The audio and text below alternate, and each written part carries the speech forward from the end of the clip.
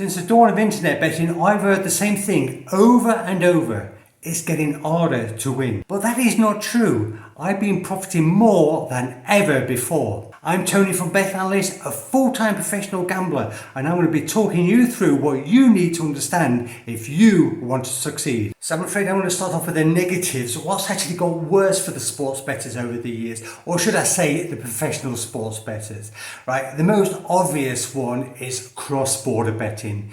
Once upon a time when the internet first began, basically sportsbooks got a license and they offered their services to anywhere in the world. Nowadays that is not possible. There's regulations in place. Countries have basically put up borders, they come up with their own licensing regimes, and that's made it more difficult. So that's number one. Secondly is the e-wallets. Now you need to think about this. There was back in the day, there was Skrill, there was Nutella. They're still around, but they're not being used at the same level as before because most sports books are not accepting them anymore. One of the biggest issues that they had was they were being abused by professional gamblers who were getting third-party accounts through the e-wallets. So next is the bonuses. You used to get offered like £500, €500 to set up a new betting account. It was a first-time deposit bonus, and that was mightily beneficial. Also back then, the rollover was relatively low, probably 2 times, 3 times.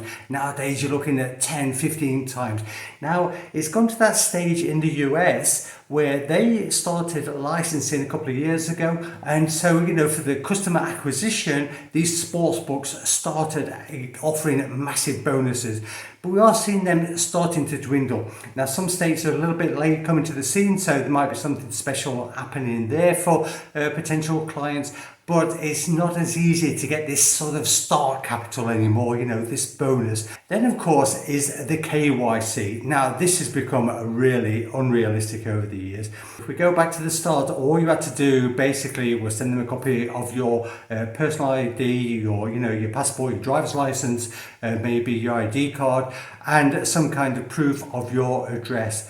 Nowadays, I'm afraid it's not like that anymore. It's become much more stringent. They're asking you to show proof of income. They want to see your pay slips from your work, which has absolutely got nothing at all to do with them. It's not in any licensing regime in the world, but they are asking for it. And the reason they're asking for it is they're trying to cut out professional gamblers, right? So, this is an issue that we've got if we start buying in third-party betting accounts.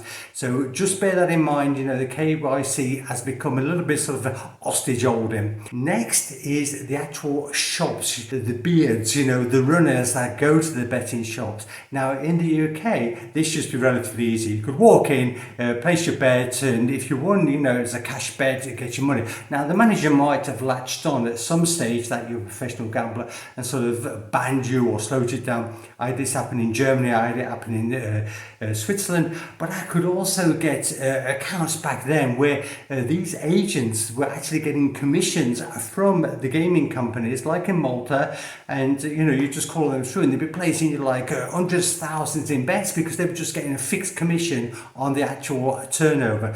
Now that's not happening anymore. I'm afraid the beards, they go to the payout and they're getting asked for a copy of their ID. Then we need to talk about the detection. This has become much more difficult over the years. The actual sports books now have got technology to actually find out your IP. They can see your device, the number of your device, the identification of your device, right? So this is problematic.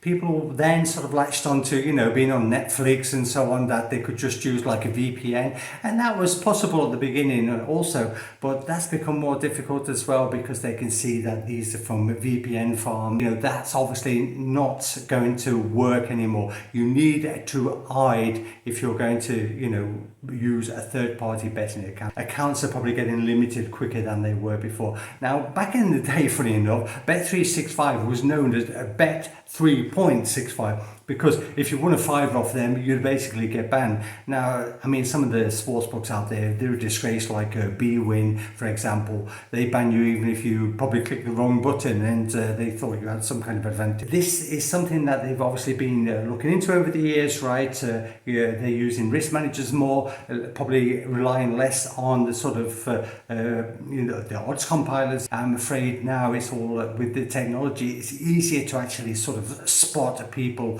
who are professional gamblers. So you're going to have to be a little bit clever if you're gambling like this. You're going to have to sort of warm up those accounts, leave them for a few weeks, just bet nice small sums, right? Let them have their little first review of your account, and that if they don't see anything, then maybe you can sort of carry on, get a little bit more sort of out them, right? But it's about the extraction process. We need to get as much out of these accounts as possible, especially if we're using third-party betting accounts. Sharp books have increased the actual vigorish over the years. Even Pinnacle, once upon a time you used to get 197 on both sides of the coin. Now I'm afraid they've gone 196. The 1.5% takeout has become a 2% takeout, and by the lower league stuff and by lesser sports, it's become more. Right, so they become more difficult. Also, the betting exchanges, they did introduce that extra cost, the premium charge, and that took away that attraction. They saw their profits tumble because basically they shot themselves in the foot. They are trying to make a bit of a comeback now, but again, that's something that we'll sort of touch on in a minute. But let's get on to the positive. We don't want to always talk about the negatives, do we? One of the major advantages for professional sports bettors and anybody that really wants to get into it is that the actual betting odds have become less efficient. Now, one of the reasons for that is sportsbooks are too busy copying each other. They're using third-party services to actually acquire the betting odds, and they're just going basically willy-nilly. They're not representing anymore their liability as such, right? So this is the everyday sportsbook I'm referring to. Of course, if you're betting in Asia, that's slightly different, because obviously it's a different type of line movement. It goes up and down according to the weight of money being bet. But if you're with the typical soft sports book, you can get like a UK horse racing, even the foreign horse racing from the UK, then you can make absolute fortune. The odds are all over the shop. They do a lot of odds bullying. They're trying to force the issue. They're trying to force the average punter into betting by making plenty of movement. They move the line out to make it attractive, or they drop the odds to actually force people to bet quickly before the price changes again, right? So just to have that one in mind, and one of the reasons for that is there's a lot more sort of competition amongst bookmakers, so make sure that you are line shopping. Have as many accounts as possible. It's going to give you opportunities. Also, you can divide your stake by line shopping. So this is the sort of everyday sort of little bitty professional gambler who's actually looking for to probably make a bit of a side hustle, a bit of extra income. As far as the professional gamblers go, the big time, that's a bit of a different story because we're attacking a different sort of area. But through competition, you actually get fantastic odds, and that brings me nicely on to the actual regulation factor.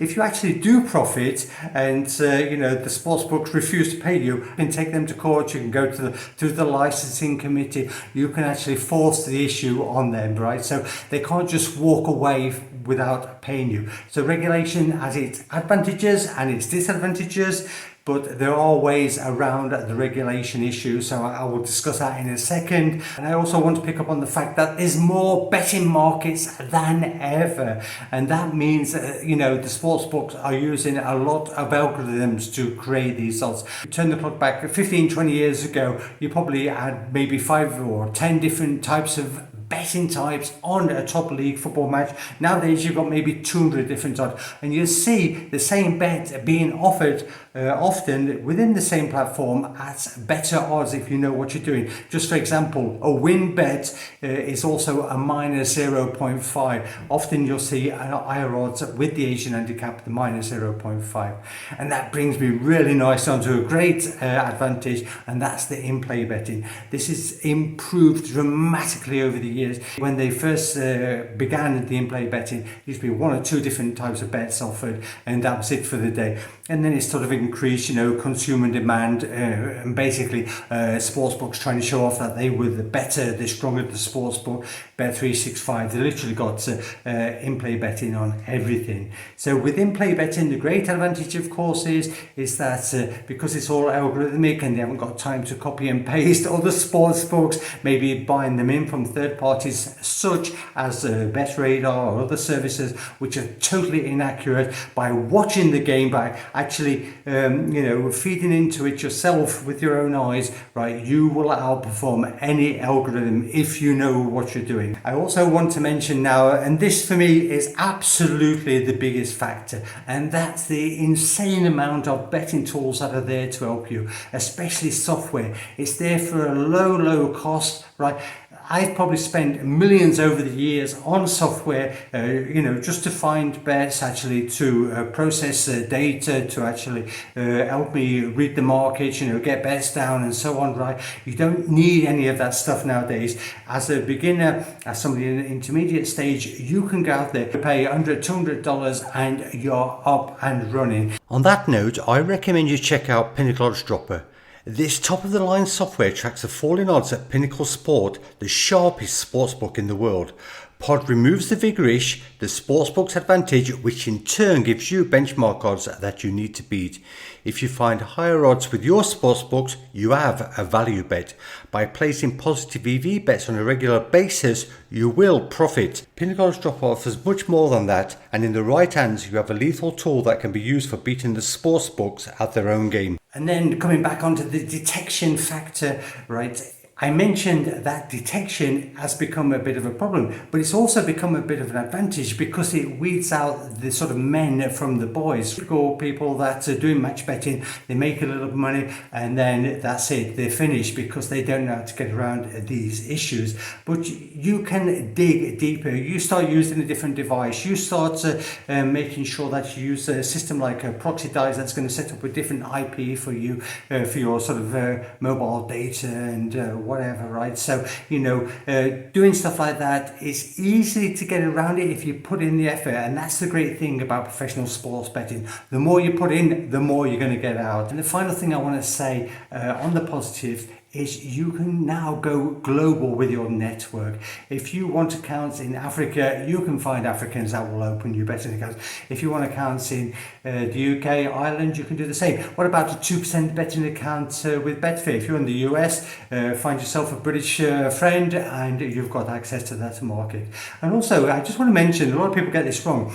They think in places like the US you can't actually buy in third-party accounts because they're going to be subject to taxation on it. But you can sign it off. You can sign it off as a partnership, as a consultancy fee. There's loads of ways around the sort of legal process. You just need to think about it, and that's why I just, if you really wanted, you could look into our mentorship program. This is where we do advise you, sort of take you on that journey, speed it up a little bit, give you a bit of sort of expediency, and just show you the ropes how to profit and more. And one of the reasons I would actually encourage you to try pro sports betting for yourself is to see if you've got that sort of natural entrepreneurial instinct, right? Pro sports bettors, they are fantastic at going on in life and actually succeeding. So, it's something that you should be taking into consideration. After all, you're going to be solving problems, you're going to be managing risk, you're going to be adapting under pressure. You will learn how to manage cash flow, analyze markets, build systems and processes, scale a business and take control of your own future. Honestly, I would really recommend it to anybody who's got a bit of news, because it's a way you can actually profit quickly, and if you wish to, then move on to the next level. So that's it. We're to the end of another one. Make sure you do subscribe to the channel. We're doing a lot more now. We've got ourselves a proper studio and we are going to get into this big time. We're going to be teaching you how to profit from sports betting. So if that's what you want, make sure you subscribe, give this video a like, make a comment if you have anything to say, and we'll catch you in the next one soon. You're through to boot camp again. See ya. Bye bye.